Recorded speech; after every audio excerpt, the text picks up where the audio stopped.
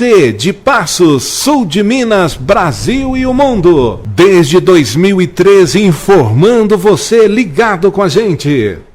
Hoje no nosso canal do YouTube e na página do Facebook temos centenas de seguidores, fãs, pessoas das mais diferentes classes que acompanham a nossa programação. E em 2020, muitas novidades na TV OK. Agora nós temos programação de segunda a sexta. Segunda, transmissão da sessão da Câmara de Vereadores. Terça, às 18 horas, direto no Foco com Marcos Lopes e Carlos Alberto Alves. Quarta, programa Roseli Oliveira, a partir das 14 horas. Na quarta-feira, a partir das 19 horas, Bastidores com Anderson Bordini. Quinta-feira, às 18 horas, segunda edição do Direto no Foco. Na sexta-feira, programa Visita em Seu Lar com os pastores Daniel e Cláudio, da Igreja Quadrangular em Passos. Além de edições extraordinárias sempre que o fato mereça destaque. Siga as nossas redes sociais, acompanhe a nossa programação, compartilhe nas suas redes os nossos programas. Afinal, tudo isso que fazemos é para você, por você.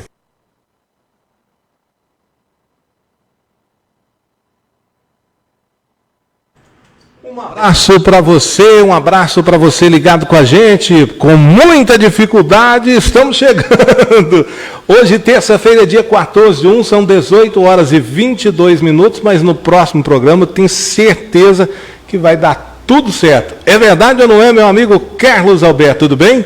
Boa noite, né, Marcos Lopes? Boa noite aos internautas que estão ligados com a gente, ainda ansiosos porque tivemos algumas dificuldades para poder colocar no ar o programa. Mas estamos aí para poder conduzir e analisar os fatos que aconteceram, que aconteceram e que poderão acontecer na nossa cidade, na nossa região. Beleza. Nós estamos, agora são 18 horas e 22 minutos. Carlos Alberto, se você quiser passar a notícia, você já pode começar e analisar, viu, amigão? Olha, nós temos uma informação que gostaríamos de compartilhar com o nosso internauta. A empresa que toca as obras do Polivalente vai receber R$400 mil da Caixa Econômica Federal. Esse recebimento é a empresa que toca as obras de canalização do COC, margeia o trecho da Escola Estadual Dulce Ferreira de Souza, Polivalente, receberá desta semana, R$415 mil, que se refere a medições que foram feitas no final do ano passado e até no começo deste ano. Nós estivemos acompanhando todo o processo que envolveu essa discussão, porque o vereador João Serapião esteve lá na obra e denunciou que a obra estava parada e que por causa de falta de repasse dos recursos que a Caixa Econômica Federal teria que repassar à empresa. Outra informação importante que foi nos dada, que nós vimos através de um vídeo que o João Serapião lançou na internet, é que o dinheiro para aquela obra estava finalizado. E aí nós corremos atrás para saber realmente o que estava acontecendo. Primeiro lugar que nós fomos foi na Caixa Econômica Federal. E lá nós ficamos sabendo que havia um repasse marcado para ser entregue à empresa de R$137 mil. Mas, dado um momento, aí chegou uma outra pessoa responsável por aqueles encaminhamentos burocráticos para poder liberar o recurso para a empresa, e aí a gente conseguiu, através do gerente Márcio Maia, da Caixa Econômica Federal, verificar que o valor reservado para a liberação do dinheiro para a empresa era de R$415 mil. A Caixa Econômica só libera o recurso para a empresa quando há ali um pagamento da contrapartida da Prefeitura. E a Prefeitura já tinha depositado R$22 mil, cerca de R$22 mil, e faltavam mais R$10 mil. O que aconteceu então? O secretário de Fazenda, Cléber Nascimento, avisou a Caixa Econômica Federal que o depósito estava feito. Só que a liberação só acontece depois desse comunicado ser oficial. E aconteceu de maneira combinada entre a Caixa Econômica Federal e a Prefeitura, que cumpriu ontem. Eu conversei com o Cleber Nascimento, ontem mesmo o depósito foi feito, de R$10.000. Então, hoje, com certeza, depois da tramitação burocrática que envolve a liberação de recursos, ele foi entregue à empresa. O depósito foi feito e foi entregue à empresa. A empresa está atravessando um momento difícil. Pelo que eu pude perceber, era necessário que a empresa tivesse porte para ter uma poupança que permitisse o pagamento, ou uma capitalização que permitisse o pagamento aos seus funcionários, sem depender diretamente da liberação dos recursos da Caixa Econômica Federal. Porque só faz a liberação, também é importante frisar, quando há medição. E a medição apresentada pela empresa, segundo a Caixa me informou, segundo a Caixa me disse, a medição apresentada pela empresa era maior do que realmente tinha executado. Foi apresentada uma medição de 60 metros, quando na verdade os engenheiros da Prefeitura e da Caixa Econômica Federal constataram 30 metros. Aí a empresa que tinha lançado nota fiscal para poder receber em cima de 60 metros, teve que recuar para fazer nova nota em cima de 30 metros. E houve então um atraso desse pagamento para os trabalhadores da empresa, mas o dinheiro que a empresa tinha que receber pela medição que apresentou era essa. Interessante, Marcos, uma coisa que eu ouvi lá ontem, são 16 milhões de reais que foram destinadas para as obras que incluem a Avenida Sabiá, bacia de contenção acima da Sabiá e esse trecho todo que agora envolve também o polivalente. No trecho que envolve o polivalente, aquela área do polivalente ali, são R$1.800.000 reservados para a execução da obra. Só que desse R$1.800.000, até ontem tinha ido embora 800 mil. Restavam R$1 milhão, restam R$1 milhão para acabar de executar a obra. Ocorre que ontem foi depositado 400 mil, quer dizer que a coisa inverteu. Gastou R$1.200.000 e aí tem R$800 mil para poder terminar a obra. Segundo informações que eu obtive junto à Caixa Econômica Federal, esses recursos serão suficientes para as obras terminarem. A empresa tem alegado que tem encontrado obstáculos que não estavam previstos em projeto. E aí ela tem a condição de requerer, junto à Prefeitura, aditamento do contrato. Com a Caixa Econômica Federal, acabou. É aquele recurso que tem lá à disposição, não tem mais. Com a Prefeitura, ela pode conseguir alguma coisa. Será que vai conseguir? Isso é o que nós vamos acompanhar.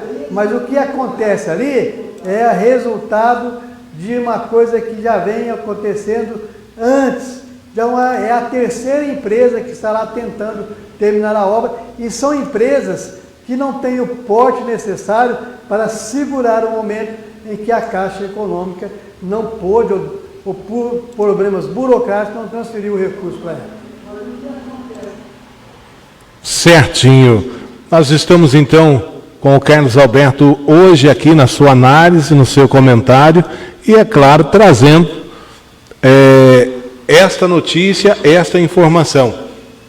Eu quero trazer também mais notícias. Antes dessa informação, Carlos Alberto, eu quero trazer a participação do Gilberto Almeida para também aí a sua análise, enfim, para que nós possamos ver aí qual será o... Posso fazer um comentário? Sim. Relativo a essa questão na Avenida Sabiá, das obras que vem canalizando lá de cima. Claro. Que começaram na Avenida Sabiá com a pavimentação da avenida, com a preparação de outros trechos, como esse do polivalente, e tem a bacia de contenção. A bacia de contenção é para evitar o desastre de enchentes, para evitar que as águas extrapolem ali aquela região do polivalente e outras regiões afetas a esse projeto. Bacia de contenção, Marcos Lopes. Sim. Contém a água. Ela vai ser feita depois das obras aqui embaixo terminarem. parece que, nesse sentido, inverteram o processo. No lugar de fazer primeiro a bacia de contenção, até para segurança das obras que viriam depois, vão fazer as obras aqui que dão visibilidade, políticas, para depois cuidar de fazer a bacia de contenção na próxima BB.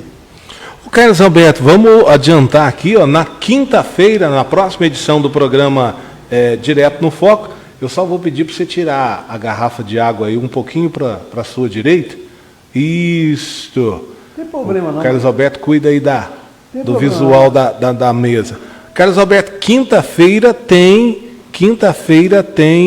entrevista com mais um pré-candidato, né? O Diego Heleno vai estar aqui, nós vamos conversar com ele sobre os seus projetos, suas ideias como pré-candidato a prefeito da cidade de Paços, para que as pessoas comecem a formar o quadro. Nós já tivemos alguns aqui, vamos aprofundar, vamos convidar aqueles que se colocam como pré-candidato. Agora eu ouvi falar também que a Aline Macedo é pré-candidata a prefeito. Então, está só aumentando as possibilidades. Pelo PL? Pelo PL, deve ser pelo PL. E aí, e o Serapião? Responde para nós como é que fica isso. Pode disputar dentro do partido o nome que o partido quiser indicar. Então, a maioria, quem tiver a maioria dos delegados do partido, dos convencionais, vamos dizer assim, leva a condição de ser pré-candidato, ou candidato, melhor dizendo. Então, a Aline Macedo, pelo que eu ouvi, se coloca como pré-candidato, e o João Serapião já havia se colocado há algum tempo. Às vezes também eles podem fazer uma dobradinha, né, Carlos Alberto? Pode, tudo pode. Mas, na verdade, todo mundo quer o cargo maior do executivo, que é o prefeito. Engraçado que a prefeitura não tem dinheiro, está com dificuldade para poder cumprir as suas demandas, e tem gente aí se dispondo a ser candidato para enfrentar essa situação. Bom que tenha, e bom que também tenha novas ideias, capacidade de enfrentar a situação que nós vemos aí pela prefeitura de maneira muito difícil de ser tocada. Mas o que eu também percebo com bastante clareza é que quanto mais candidato houver, melhor para o Renatinho, que tentará a reeleição. Porque quanto mais candidatos, os votos se dividem, e a prefeitura com a sua máquina, o prefeito com a máquina administrativa, com a capacidade de articular a situação que ele tem como prefeito, possivelmente, pelo menos, em torno de 18% a 20% dos votos ele tem. Verdade. Dependendo da situação, é o suficiente para ele continuar no cargo. Já pensou? Olha, o que a gente torce é para que essa situação se discuta soluções. Outro dia eu estava ouvindo aqui o Gilberto Almeida, que vai falar agora, né? Está preparando para falar, dizendo da situação, que nenhum prefeito aborda a situação financeira, a condição administrativa da prefeitura, condição de caixa para enfrentar os problemas que a cidade tem. Aí eu estava pensando comigo, o prefeito, enquanto pré-candidato, ou depois, na hora que ele for candidato, ele tem que propor dentro de uma realidade que ele tem as mãos. E essa realidade exige dele compromisso. Por exemplo, a questão da saúde em Paços é uma questão sempre colocada em discussão e sempre carente. Falta de medicamento, falta de especialistas. Nós estamos ausentes de vários especialistas para atender lá no São Lucas.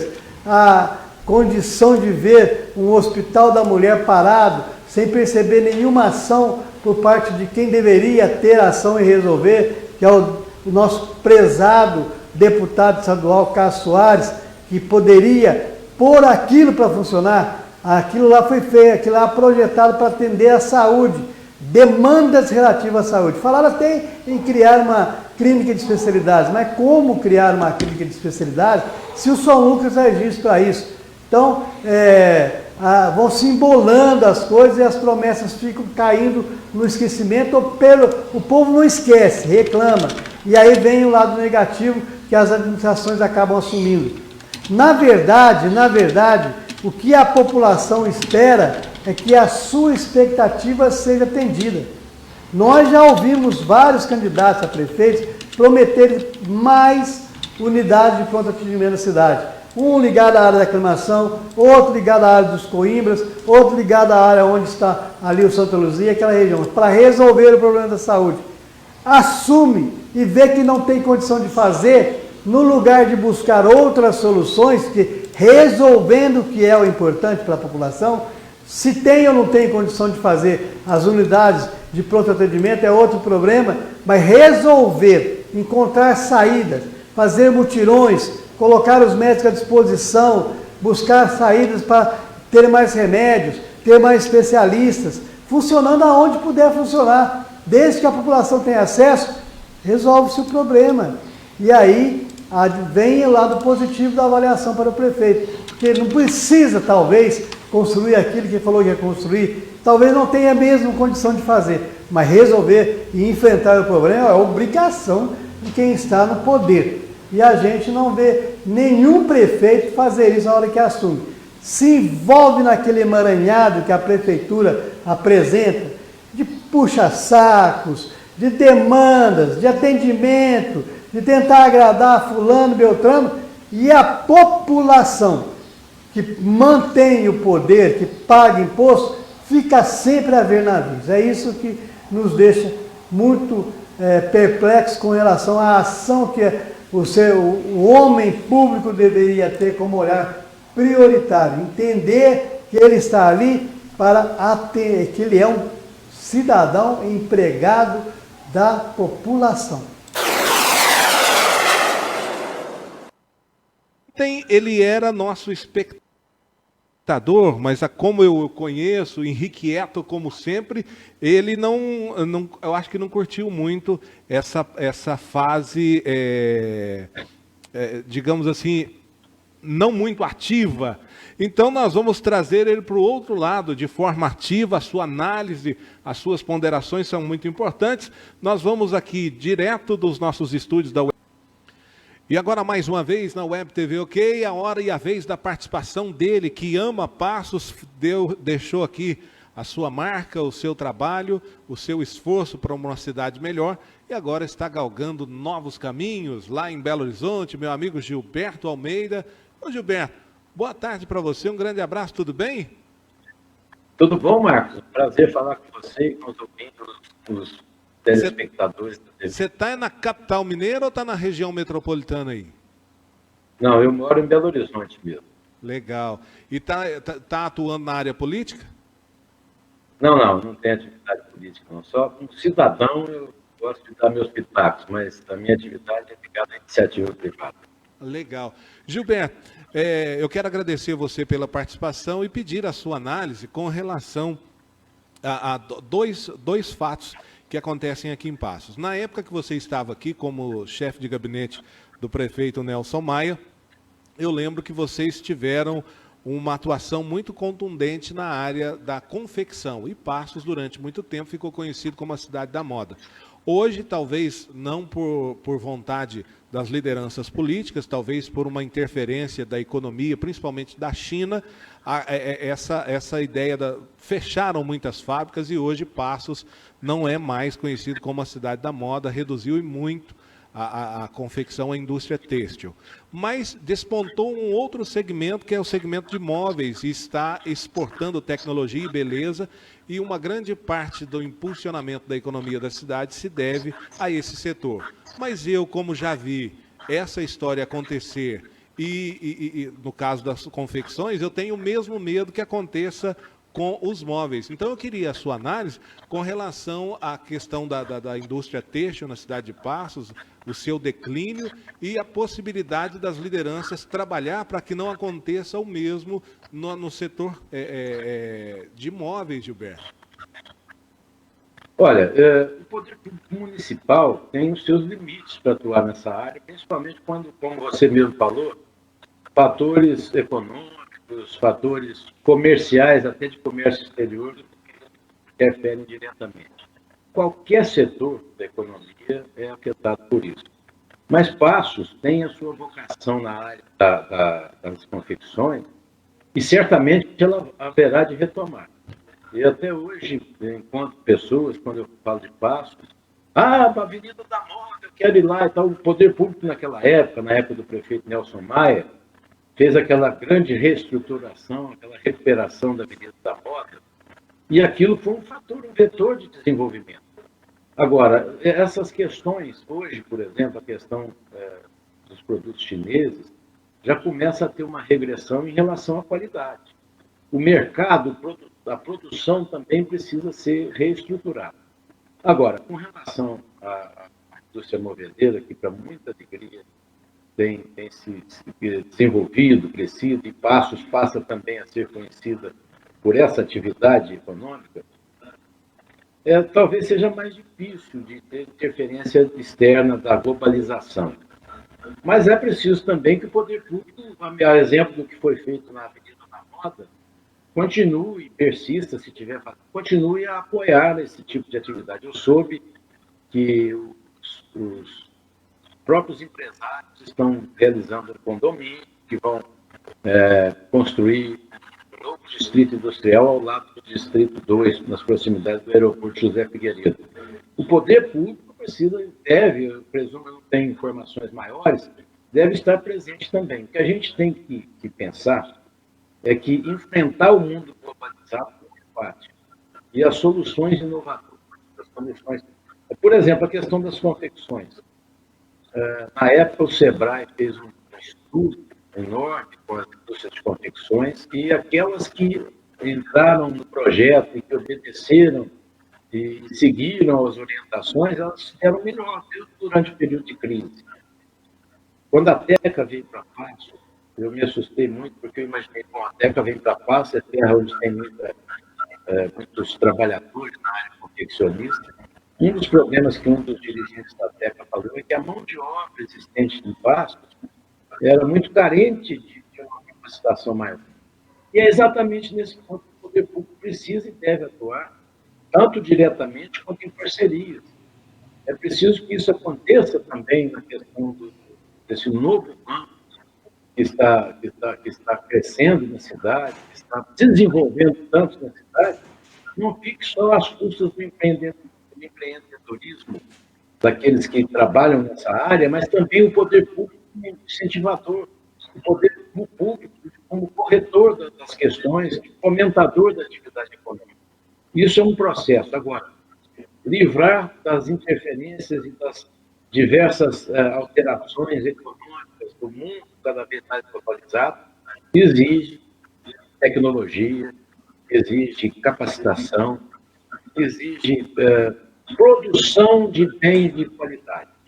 Esse, para mim, é o segredo e que Passo saberá fazer, com certeza. Gilberto, um grande abraço para você. Voltamos na próxima semana com a sua análise, com os seus comentários, tá bom? Um abraço, Marcos. Um abraço a todos os telespectadores e companheiros de estúdio. Tá aí, então, portanto, Carlos Alberto, a participação do Gilberto Almeida, lá de Belo Horizonte. Ele que, a partir de agora, vai participar conosco aqui. E hoje ele falou sobre um assunto que eu tenho certeza que você também domina bem, não sei se você concorda com o que o Gilberto falou, mas é a questão das confecções e a questão dos móveis. As confecções, eu posso dizer que o sucesso que tinha fazem parte do passado. E a questão dos móveis faz parte do presente. Mas tanto no passado como no presente, o apoio das autoridades públicas, do governo municipal, do governo estadual, das lideranças políticas é imprescindível para que não aconteça com o setor moveleiro o que aconteceu no setor confeccionista, né, Carlos Alberto? Não, tudo bem. Só que a questão ligada ao setor de confecção não é a falta de apoio da administração municipal. É porque a economia que nós temos hoje, que permeia o mundo inteiro, acabou enfraquecendo a nossa confecção. A concorrência que veio da China é absurda, elimina qualquer possibilidade de um trabalho que as confecções de Passo faziam e que teve o seu momento de auge, teve o seu momento de grandeza. Mas isso acabou porque a concorrência foi muito grande e é desleal. É essa concorrência que nós estamos vendo o ministro da Economia dizer que vai integrar no mundo dessa economia. Para quê? Para que nós sejamos fornecedores primários e a nossa manufatura não chegue nunca à condição de exportação para poder a economia nossa como país, como nação crescer. Isso aí é uma questão. Então, o apoio que qualquer administração municipal pudesse dar, como aconteceu até na época do Gilberto, às confecções, foi dado de uma maneira muito tímida até. Poderia ser de uma maneira mais imponente, mais forte. Não foi, mas teve. E também aí o crescimento acaba sendo um crescimento que quase que automático, uma coisa puxa a outra. O que acontece com os móveis? Exatamente o contrário. Eles surgiram dentro de uma economia em que há mercado para o tipo de móveis que se produz em Paços, que é o móvel rústico, móvel feito de madeira que já usada, de madeira recondicionada e que tem um lado de atrativo arquitetônico que nós vamos ver apresentado dia 23 e dia 26 de janeiro agora, lá no mercado municipal, quando os arquitetos vão conseguir mostrar às pessoas que o móvel rústico cabe em qualquer parte da casa. Outra coisa, hein? Diferente da confecção que produzia com a ideia de um custo acessível à maioria da camada da população, o móvel rústico não tem essa preocupação. Ele é feito com um custo que lhe é peculiar para aqueles que têm o poder aquisitivo de adquirir. Não é para pobre, não. O móvel rústico não é para os pobres, é para pessoas que têm o poder aquisitivo capaz de desembolsar uma quantia suficiente para fazer a sua casa ficar aconchegante, ficar bonita, ficar bem vista por aqueles que a visitam, mas é necessário frisar bem isso. Móvel rústico é uma economia que pode vir para ficar e até para crescer, porque é um segmento que busca um cliente capaz de comprar. Tá certo, tá então a participação do Carlos Alberto.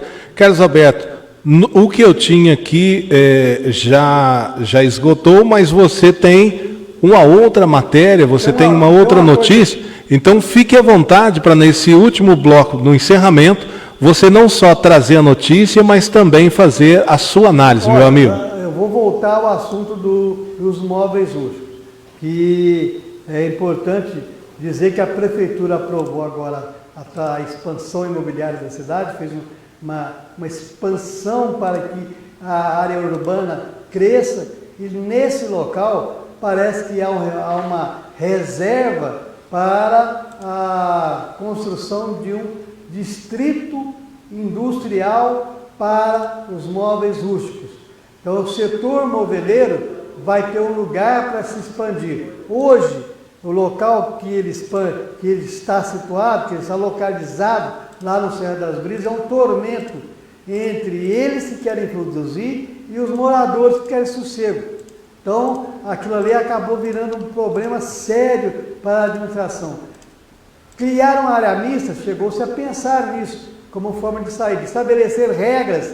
Por exemplo, móveis rústicos, alguns deles, talvez por encomenda, tem a necessidade de trabalhar até 10 horas da noite, 22 horas.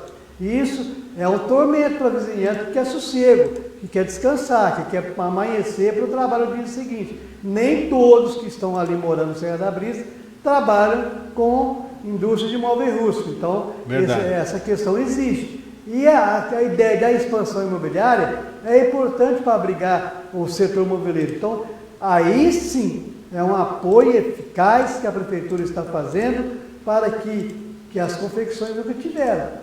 Elas nunca tiveram um polo para elas poderem existir. Elas competiam com outras indústrias, inclusive. A técnica que o Gilberto falou veio aqui e funcionou onde hoje é o Minas Velho. E ali ficou algum período até que ela se esgotou de explorar a mão de obra dos pacientes e foi embora.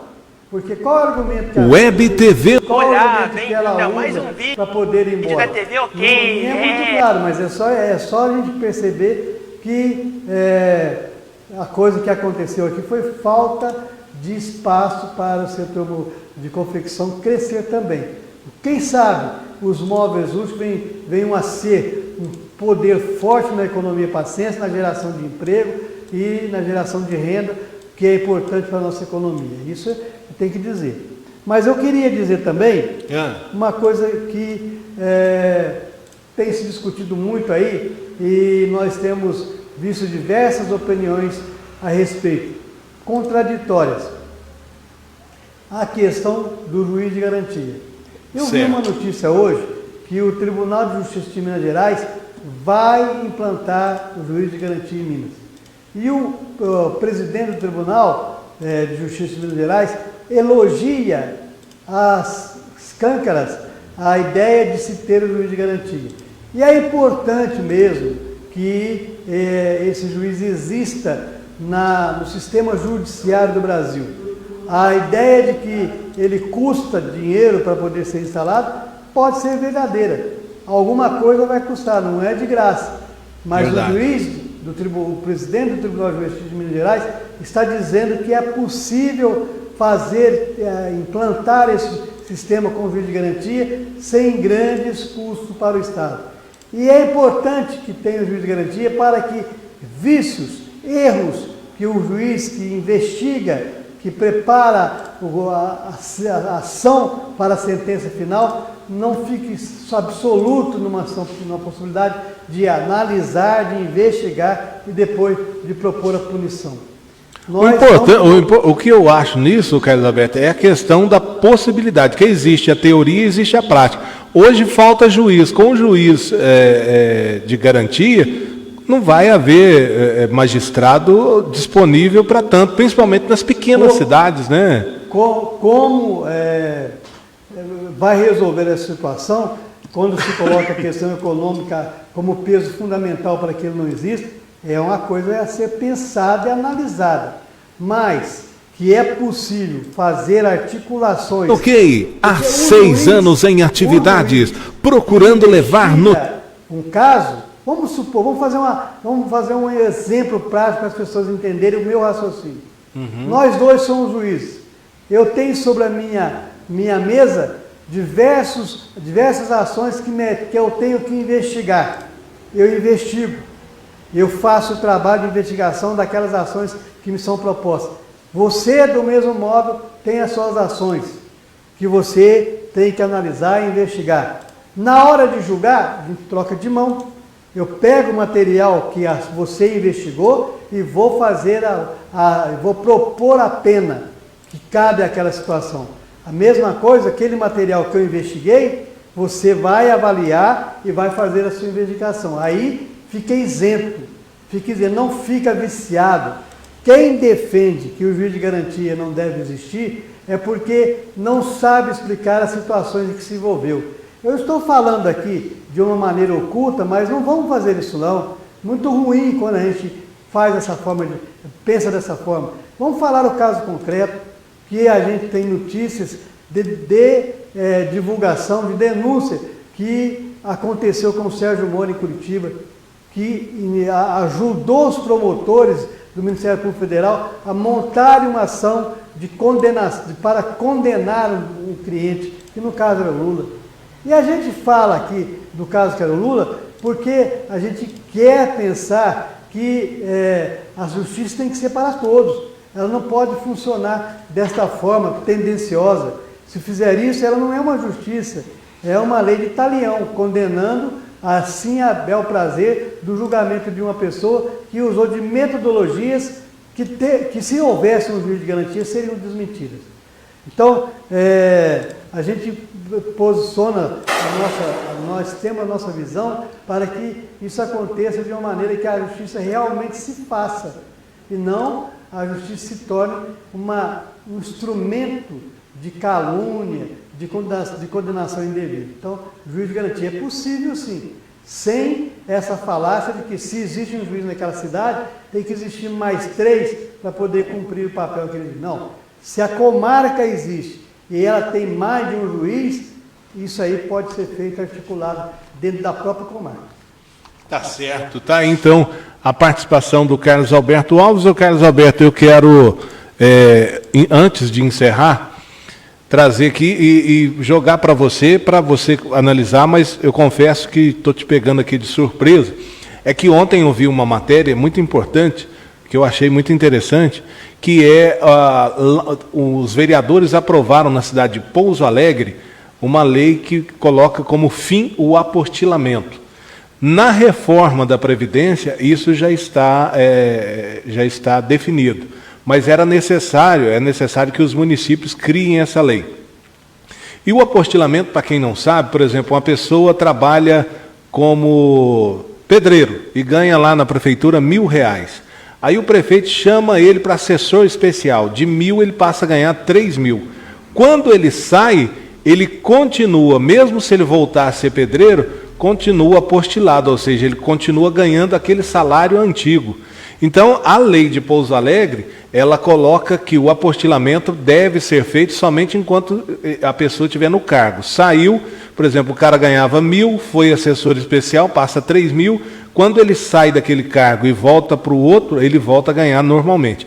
Isso significa uma economia muito grande nos cofres.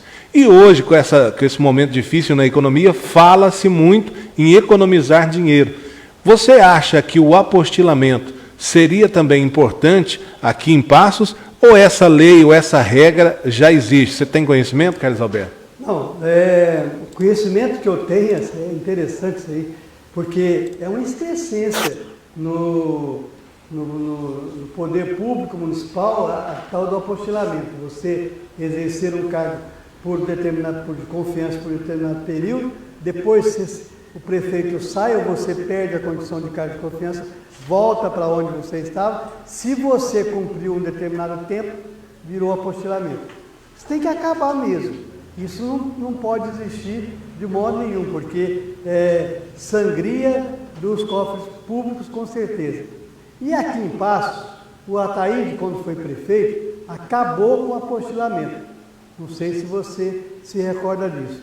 Só que o próprio Ataíde, no andar da carruagem, por interesses políticos, só pode ser, acabou voltando com o apostilamento. E tem gente que se apostilou depois que ele voltou. Agora, o certo era o prefeito acabar com esse apostilamento, porque é excrescência. Não deveria existir. Ô Marcos, só para finalizar, porque eu acho que a gente não pode deixar de olhar no mundo com um olhar um tanto quanto pessimista, tenso. Nós vimos o Donald Trump fazer uma coisa que não existe justificativa nenhuma para uma ação militar da forma como ele fez. Assassinar o general lá do Irã a título de uma prevenção. Esse general vai causar muito mal. Esse general é terrorista. Esse general faz isso, faz aquilo, que contradiz com a cultura americana, com a cultura do Ocidente. E aí, então, nós vamos lá liquidá-lo, vamos matá-lo. O Trump fez isso por uma iniciativa eleitoreira. Ele é candidato à reeleição nos Estados Unidos, está sob um processo de impeachment na Câmara já aprovado e agora vai para o Senado. Lá no Senado ele tem maioria, então não era uma coisa para ele estar tão preocupado, porque derrubou no Senado, acabou a prosa, mas ele quis garantir sua situação eleitoral, que não é ruim. A economia dos Estados Unidos não vai mal, vai até bem. O emprego nos Estados Unidos não vai mal, vai até bem. O que atrapalha os Estados Unidos, um pouco, muito bem para nós aqui, bastante parece, é exatamente o presidente que eles têm. Então, mesmo assim, se a economia vai bem, como dizia o outro consultor político, se a economia vai bem, estúpido, o resto não interessa, porque as pessoas vivem com relação àquilo que consegue possuir em termos econômicos. Mas o que ele fez vai repercutir durante muitos anos. nas costas de quem nem tem a ver com isso. Primeira reação do Irã foi bombardear uma base militar, uma base aérea que existia lá no Iraque, onde estão pessoas dos Estados Unidos, militares dos Estados Unidos. Voltou a fazer novamente e vai fazer de novo, e aí vai expandir para o mundo. Eles não vai existir uma guerra convencional como nós suspeitamos que poderia existir. Mas essa guerra do terror não vai acabar tão cedo. Uma pena a gente ter que parar de falar sobre notícias que interessam ao mundo nesse tom que nós estamos falando aqui. Infelizmente, estamos sob a égide terrorista iniciada pelos Estados Unidos.